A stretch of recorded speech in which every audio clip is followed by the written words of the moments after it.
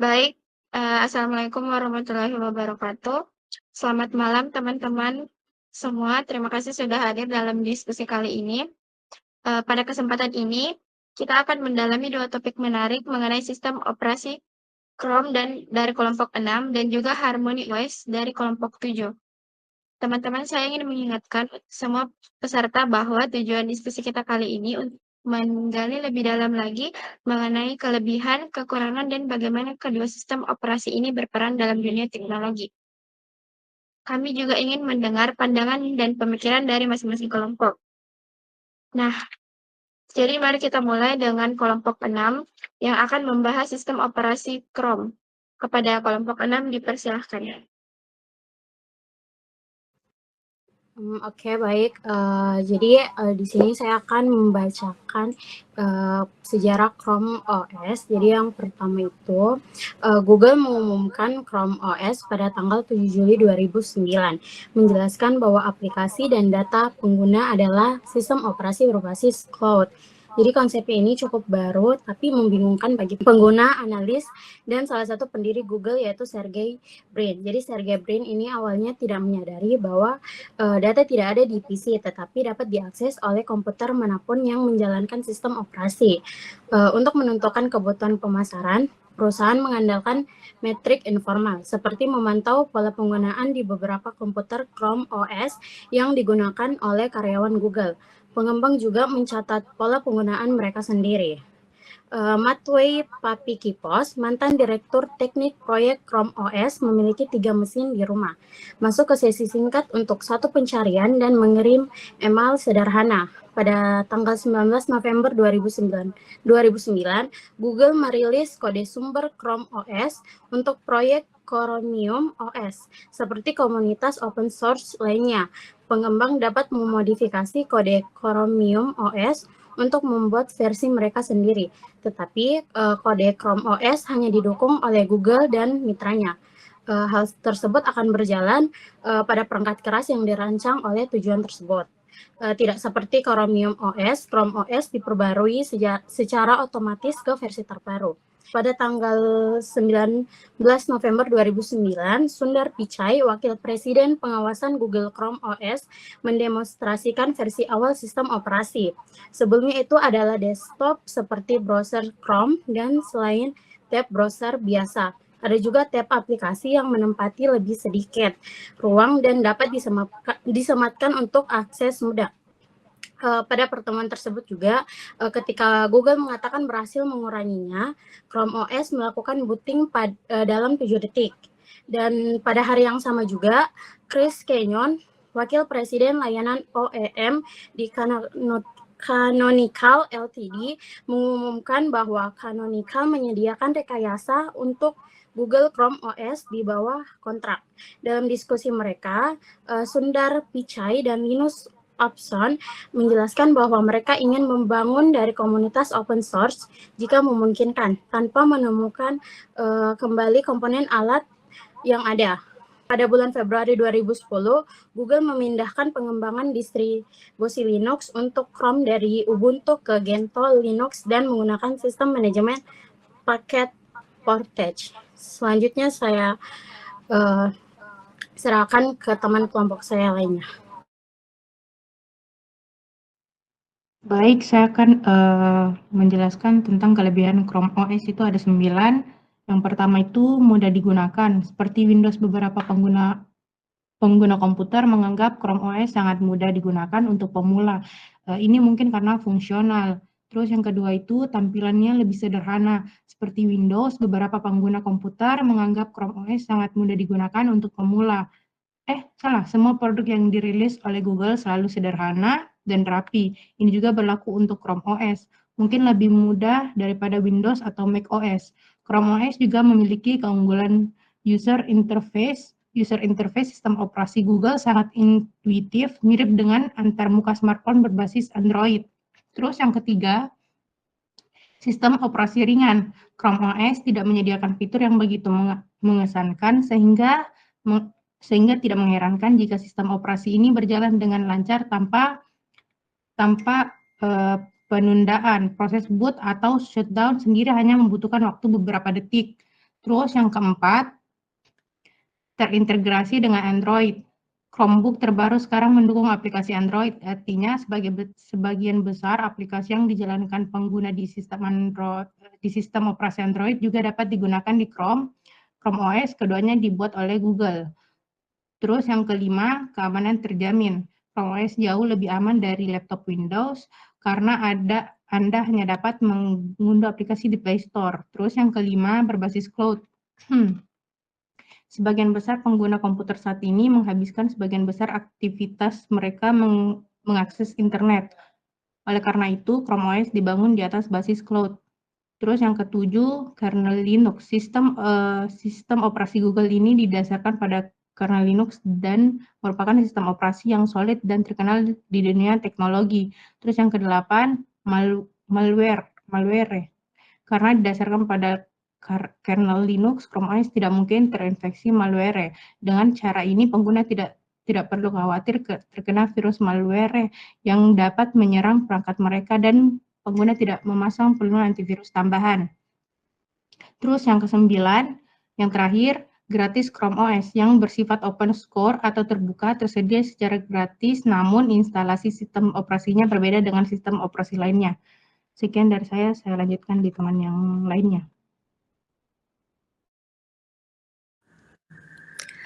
Kemudian ada kelemahan Chrome OS. Yang pertama itu sistem operasi berbayar.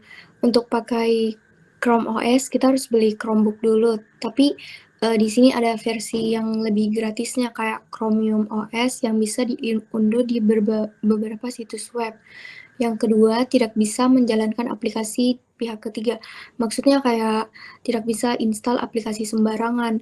Chrome OS cuma bisa pakai aplikasi dari Google Play Store atau aplikasi yang mendukung Linux. Jadi kalau kita butuh aplikasi yang biasa dipakai di Windows atau di macOS, itu tidak bisa dipakai di Chrome OS. Selanjutnya ada fungsi Chrome OS. Fungsi utama Chrome OS itu untuk menjalankan aplikasi web dan aplikasi daring yang fokus digunakan buat aktivitas yang berhubung dengan internet seperti browsing, streaming video, atau mengedit dokumen. Sistem operasi ini lebih cocok untuk perangkat yang sering terhubung ke internet karena semuanya berbasis web. Baik, selanjutnya saya lanjutkan ke teman kelompok saya. Oke, selanjutnya jenis-jenis Chrome OS. Jadi ada 4 jenis-jenis Chrome OS. Yang pertama Chrome Browser. Jadi Chrome Browser itu ialah web browser yang terintegrasi dengan Google sebagai induk aslinya. Ketersediaan Chrome Browser semakin memudahkan pengguna Google dalam berselancar di dunia maya. Hal tersebut yang membuat Chrome nyaman digunakan terlebih jika login via Chrome, maka secara otomatis semua aktivitas yang mengharuskan menggunakan akun email Google akan tersinkronisasi dan enaknya juga bisa dibuat personal web browser. Dan web browser juga dapat digunakan multi-platform mulai dari komputer, tablet, dan handphone. Yang kedua, Chrome Web Store. Jadi Chrome Web Store itu tempat di mana kita bisa menemukan ribuan aplikasi, ekstensi, dan tema untuk Google Chrome. Dan juga bisa mencari berdasarkan kategori yang disediakan dan beberapa di antaranya gratis. Tujuannya juga selain dapat melakukan pencarian, kita juga bisa bermain game, mengedit foto, dan hal-hal lainnya secara instan. Yang ketiga, Chromebook. Jadi Chromebook itu berupa komputer yang dirancang untuk menyelesaikan masalah dengan lebih cepat dan mudah dengan menjalankan Chrome OS. Sistem operasinya juga modelnya itu penyimpanannya berbasis cloud, tentunya yang terbaik dari Google dengan tingkat keamanan berlapis. Layanan aplikasinya juga digunakan bisa diunduh di Chrome Web Store. Beberapa aplikasi juga dapat digunakan secara offline seperti Gmail, Office, Google Keep, dan Google Drive. Aplikasi tersebut juga sesuai fungsinya setara dengan aplikasi bawaan Microsoft pada sistem operasi Windows. Dan yang keempat, Chromecast. Chromecast adalah perangkat streaming media yang dicolokkan ke port HDMI di TV. Jadi cukup menggunakan perangkat seluler dan TV yang dimiliki untuk mentransmisi acara TV, film, musik, olahraga, game favorit, dan masih banyak lainnya juga. Chromecast juga dapat berjalan pada iPhone, iPad, ponsel, tablet Android, laptop Mac dan Windows, serta Chromebook. Baik, selanjutnya saya serahkan kepada teman kelompok saya yang lainnya. Baik, terima kasih atas kesempatannya. Selanjutnya itu ada cara kerja Chrome OS. Cara kerja Chrome adalah OS yang sangat sederhana dan cepat. Karena Chrome yang hanya mendukung kemampuan web, Chrome dapat menghilangkan banyak pemeriksaan sistem yang tidak perlu dan memperlambat iOS tradisional. Misalnya, selama memulai forward iOS, tidak perlu mencari drive, disket, atau perangkat keras lainnya yang masih digunakan oleh beberapa komputer saat ini. Tugas yang masih dilakukan oleh sistem operasi lainnya. Dengan demikian, Chrome adalah iOS yang jumlah lebih kecil yang hampir tidak menghabiskan ruang disk, terutama jika dibandingkan dengan Windows. Windows 7 misalnya membutuhkan sekitar 60 kali lebih banyak ruang disk daripada Chrome. Google bekerja sama erat dengan produsen komputer untuk memastikan bahwa sistem Chrome dilengkapi dengan perangkat keras yang memungkinkan iOS berjalan secara optimal. Chrome berjalan pada komputer berbasis kali 86 serta komputer dengan prosesor ARM. Tidak mengherankan antarmuka pengguna Chrome OS tampak sangat mirip dengan perambah Chrome. Selain iOS yang mirip perambahan ini, MacBook ini tidak memiliki perangkat lunak yang sudah terpasang sebelumnya. Ada pemutaran media integrasi yang memungkinkan menonton film, memutar musik, dan melihat foto saat sedang offline. Adobe Flash sudah terintegrasi ke dalam perambah Chrome. Jika Anda juga dapat melihat semua situs web Flash. Baik, tunggu dulu ya, sebentar.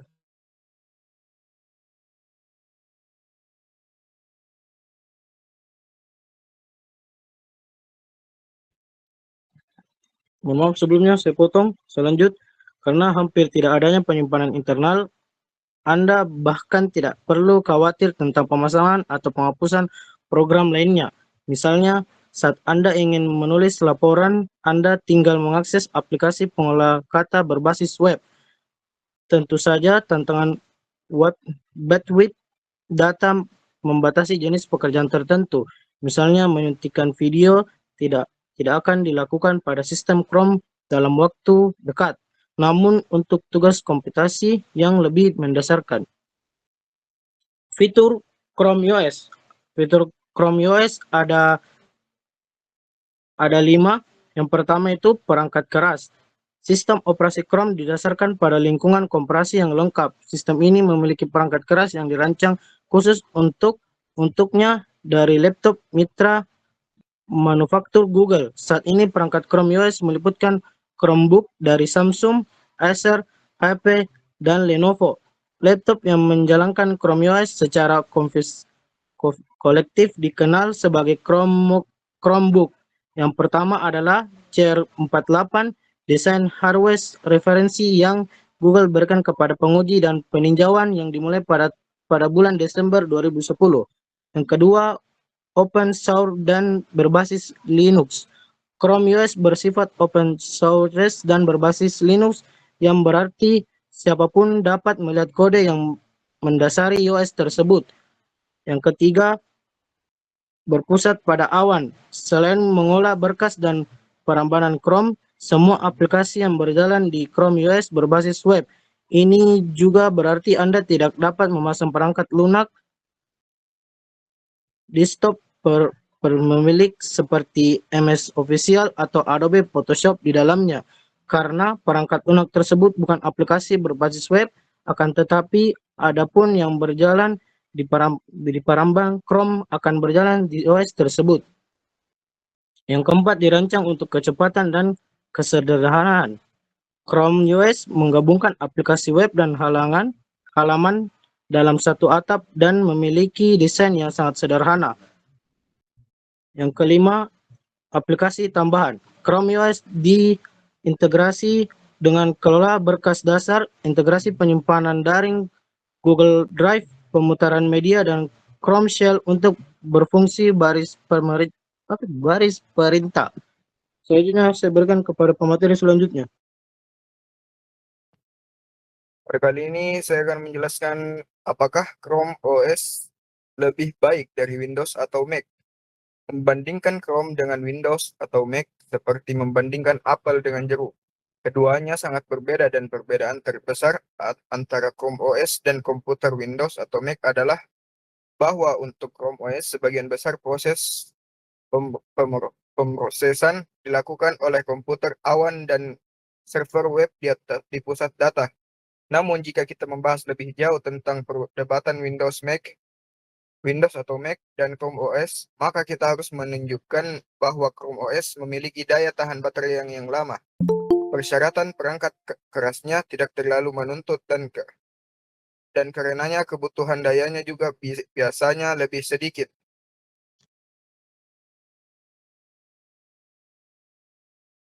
Baik, saya akan membacakan pembaruan fitur. Pada April 2012, Google membuat pembaruan pertama yang antarmuka pengguna Chrome OS sejak sistem operasi telah diluncurkan, memperkenalkan window manager hardware, disebut Aura bersama dengan taskbar konvensional, penambahan menandai keberangkatan dari konsep asli sistem operasi dari satu browser dengan tab dan memberi Chrome OS tampilan dan nuansa dari sistem operasi desktop yang lebih konvensional.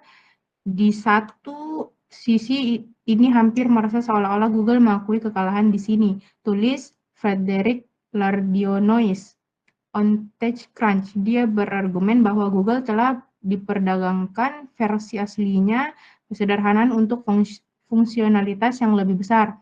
Itu tidak selalu berarti buruk meskipun dan hanya dapat membantu Chrome OS mendapatkan penerimaan lebih utama sebagai pengguna baru pasti akan menemukan itu menjadi pelanggan yang lebih akrab. Selanjutnya dibacakan oleh teman saya. Baik, selanjutnya saya akan membacakan kesimpulan dari pembahasan pada malam ini. Jadi kesimpulannya itu, Chrome OS adalah sistem operasi berbasis Gentoo Linux yang dikembangkan oleh Google dengan konsep komputasi awan. Berbeda dengan Windows atau Mac OS, Chrome OS berfokus pada aplikasi berbasis web dan integrasi penuh dengan ekosistem Google. Sistem operasi ini pertama kali diumumkan pada tahun 2009 dan resmi dirilis pada tahun 2011. Keunggulan utama Chrome OS terletak pada kesederhanaan, kecepatan, dan keamanan yang lebih baik dibandingkan sistem operasi lain. Sistem ini ringan, memiliki waktu booting yang sangat cepat, serta hampir kebal terhadap malware karena berbasis kernel Linux. Selain itu, Chrome OS memiliki integrasi erat dengan Android, sehingga memungkinkan pengguna untuk menjalankan aplikasi Android di Chromebook. Dengan sistem berbasis cloud, penggunaan dapat menyimpan data secara online melalui Google Drive, yang membuatnya lebih fleksibel dan tidak memerlukan penyimpanan internal yang besar. Meski memiliki berbagai keunggulan, Chrome OS juga memiliki beberapa keterbatasan. Salah satu kelemahan utamanya adalah ketergantungan pada koneksi internet, karena sebagian besar aplikasi yang digunakan berbasis web. Selain itu, Chrome OS tidak mendukung aplikasi pihak ketiga seperti Adobe Premiere,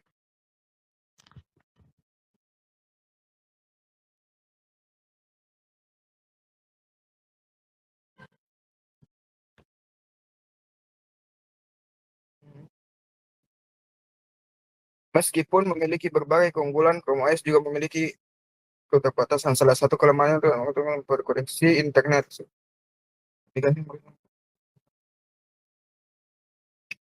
Chrome OS tidak mendukung aplikasi pihak ketiga seperti Adobe Premiere atau Microsoft Office versi desktop, sehingga kurang cocok untuk pengguna yang membutuhkan perangkat lunak profesional tertentu.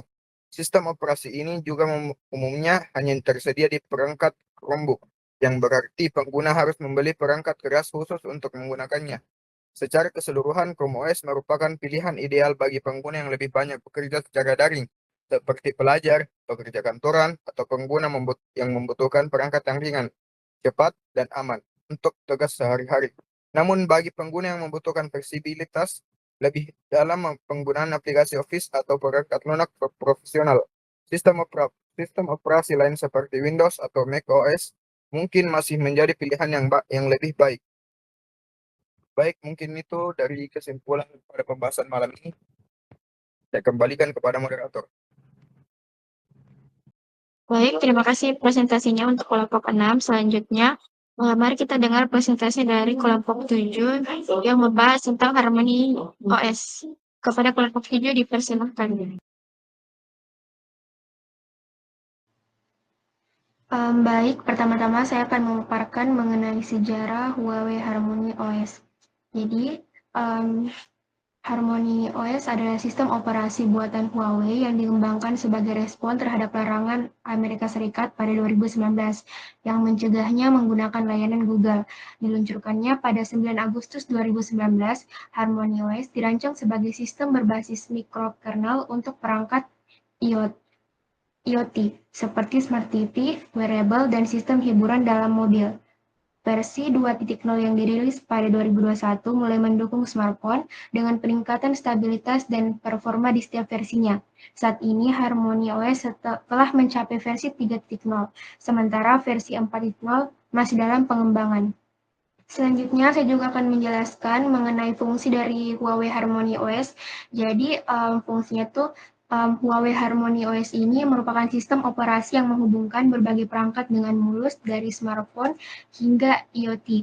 Dengan arsitektur microkernel, Harmony OS menawarkan kinerja yang lebih baik dan keamanan yang lebih tinggi dibandingkan dengan sistem operasi tradisional. Harmony OS ini meningkatkan kinerja, keamanan, dan integrasi antar perangkat dalam ekosistem perangkat pintar. Pembahasan selanjutnya akan dibaca oleh pemateri kedua. Terima kasih. Adapun beberapa jenis Harmony OS beserta dengan badan perangkat pendukungnya adalah sebagai berikut. Yang pertama yaitu Harmony OS 1.0 tahun 2019. Versi pertama diperkenalkan di Huawei Developer Conference atau HDC pada tahun 2019 dan dirancang untuk perangkat IoT seperti Smart TV, Smartwatch, dan perangkat rumah pintar. Jenis ini diluncurkan pada tanggal 9 Agustus 2019 dan pertama kali digunakan pada seri Smart TV Honor Vision. Yang kedua yaitu Harmony OS 2.0 tahun 2020 yang diperkenalkan oleh Huawei dan mendukung lebih banyak perangkat termasuk smartphone, tablet, jam tangan, dan perangkat rumah pintar. Jenis ini memungkinkan untuk integrasi antar perangkat dalam ekosistem tersebut dan mulai diterapkan di beberapa perangkat Huawei. Jadi perangkat ini tuh diluncurkan pertama kali pada tanggal 10 September tahun 2020. Yang terakhir yaitu Harmony OS 3.0 pada tahun 2022. Dalam jenis ini peningkatan dari versi sebelumnya dengan performa yang lebih baik dan pengalaman yang lebih mulus yang berfokus pada pengalaman multi perangkat dan dengan konektivitas lebih baik. Jenis ini juga diluncurkan pada tanggal 4 November 2022 dengan segala peningkatan performanya. Kemudian ada sistem kerja dan arsitektur Harmony OS. Yang pertama yaitu arsitektur microkernel yang berarti hanya layanan inti yang berjalan di ruang kernel, sementara layanan lainnya berjalan di ruang pengguna. Hal ini meningkatkan keamanan dan stabilitas sistem. Yang kedua yaitu distribute arsitektur yang di dalamnya ada fitur distribute softbus yang memungkinkan perangkat-perangkat yang menjalankan Harmony OS ini untuk saling terhubung dan berbagi sumber daya dengan mudah. Konsepnya itu juga ada one as all atau all as one yang memungkinkan berbagai perangkat untuk bekerja sama secara mulus. Yang ketiga, ada kemampuan multi perangkat yang memungkinkan pengembang untuk membuat aplikasi yang dapat berjalan di berbagai perangkat dengan sedikit modifikasi. Yang keempat, ada keamanan yang dimana Huawei ini menegaskan bahwa Harmony OS tidak memiliki akses root seperti Android. Jadi hal ini diklaim dapat meningkatkan keamanan sistem dan perangkat secara umum. Dan yang terakhir yaitu Art Compiler yang dimana ini itu mempercepat proses instalasi dan meningkatkan kinerja aplikasi di perangkat. Dengan Art Compiler ini juga beban operasional pada perangkat juga berkurang dan menghasilkan pengalaman pengguna yang lebih baik. Selanjutnya pembahasan selanjutnya akan dibaca oleh pemateri ketiga. Kelebihan Harmony OS. Kinerja unggul, arsitektur mikrokernel memberikan mikrokernel memberikan kinerja dengan keamanan yang lebih baik. Antarmuka intuitif, mudah digunakan oleh pengguna, fokus privasi, fitur keamanan melindungi data pribadi pengguna, interkoneksi perangkat, dirancang untuk berbagai perangkat dengan fokus pada interkoneksi, kekurangan harmoni OS, ekosistem aplikasi terbatas, tidak seluas Android atau iOS, kompatibilitas aplikasi, kompatibilitas dengan aplikasi Android masih dalam pengembangan, ketergantungan ekosistem Huawei, pengguna terikat pada ekosistem Huawei karena pembatasan aplikasi Google. Sebagai kesimpulan, Harmony OS merupakan operasi Huawei yang dirancang untuk ekosistem terintegrasi dengan visi Internet of Everything, berbeda dari sistem operasi konvensional lainnya. Arsitektur mikrokernelnya menawarkan keamanan, stabilitas, dan fleksibilitas. Didukung kolaborasi antara perangkat yang lancar sejak 2019.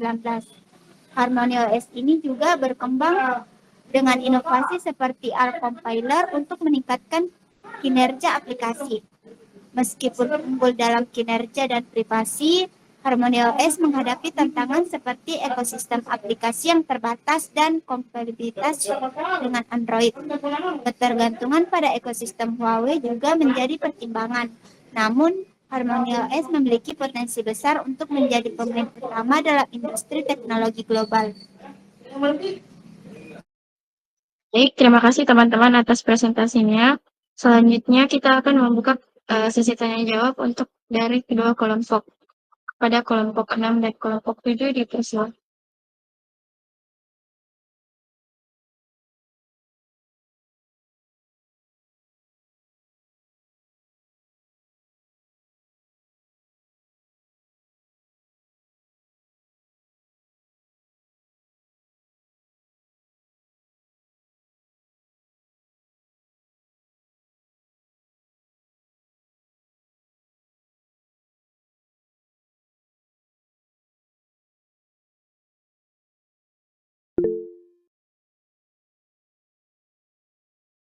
Baik, untuk Nadia dipersilahkan. Oke, baik. Saya Nadia Fikraiza Firmansyah, perwakilan dari kelompok 6 ingin bertanya ke kelompok 7. Pertanyaannya itu, apakah Harmony OS hanya untuk perangkat Huawei atau bisa digunakan oleh merek lainnya? Terima kasih.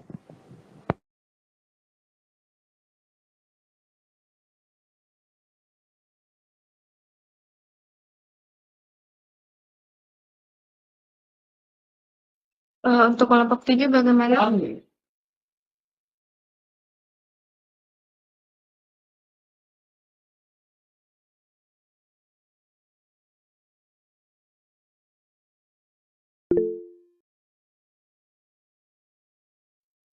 Siti Nadifa dipersilahkan.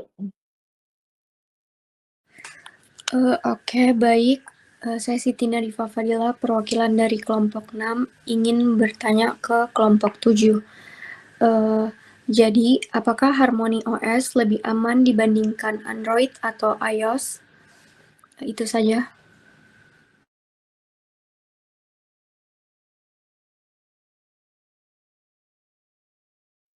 Baik, untuk jawabannya kepada kelompok 7 dipersilakan.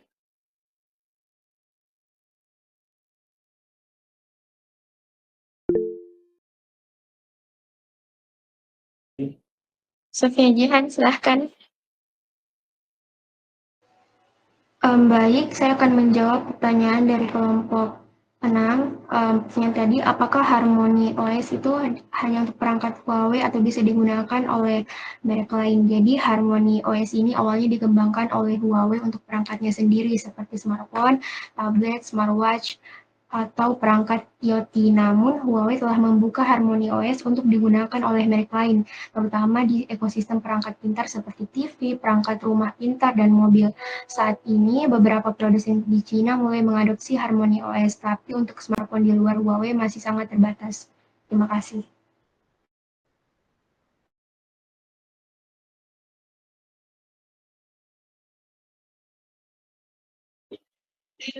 Apa masih ada yang ingin bertanya?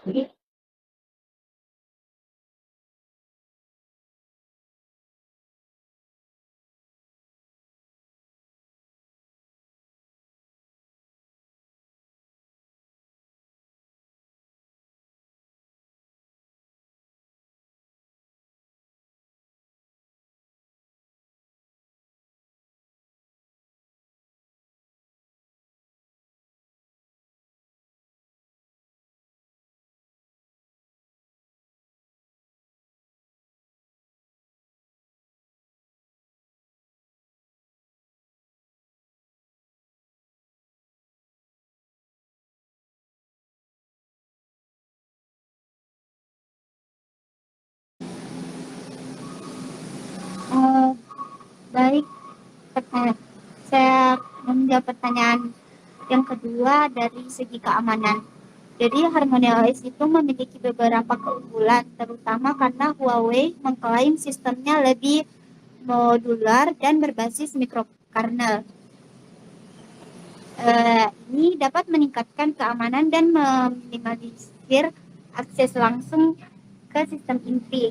Namun dibanding dengan iOS yang memiliki ekosistem tertutup dan kontrol yang ketat dari Apple atau Android yang memiliki sistem keamanan Google Play produk dan fitur keamanan terbaru, Harmony OS lebih relatif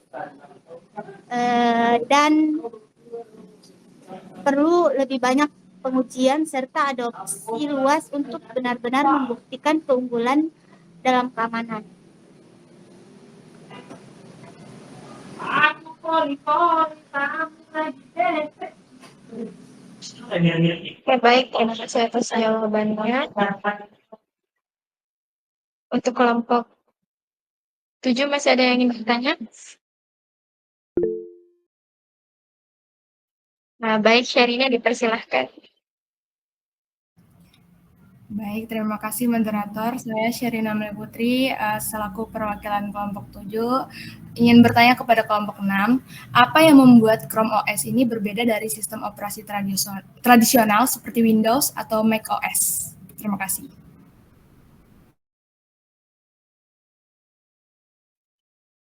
Oke, kepada kelompok 6, bagaimana?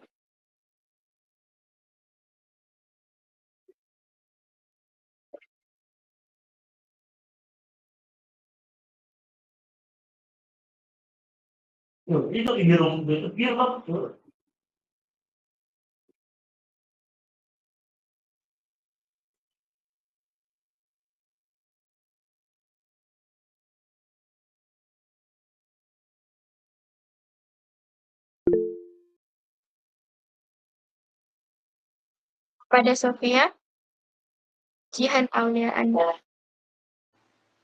Baik, saya Sofia Jihan Aulia dari kelompok 7 ingin memberikan pertanyaan, bagaimana Chrome OS ini menangani data pengguna? Apakah lebih aman dibanding Windows atau Mac OS? Terima kasih.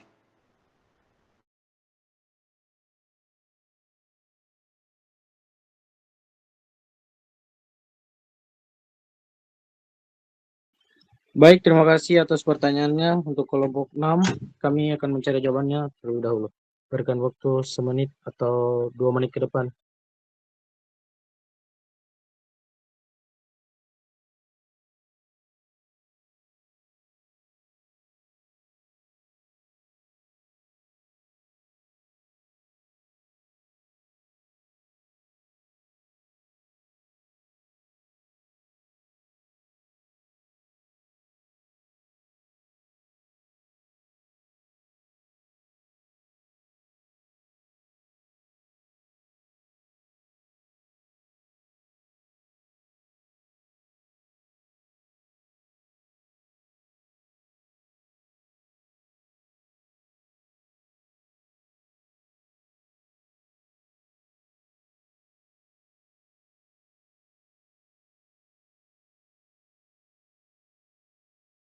Baik, saya akan menjawab pertanyaan dari kelompok 7.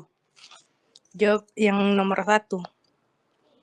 Jadi jawabannya itu Chrome OS berbeda dari Windows dan Mac macOS karena berbasis cloud, lebih ringan, cepat, dan aman.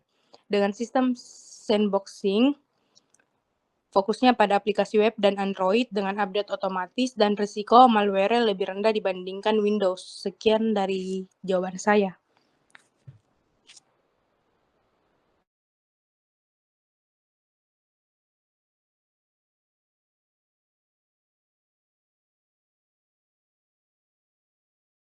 Baik, untuk pertanyaan kedua dipersilakan untuk kelompok dulu.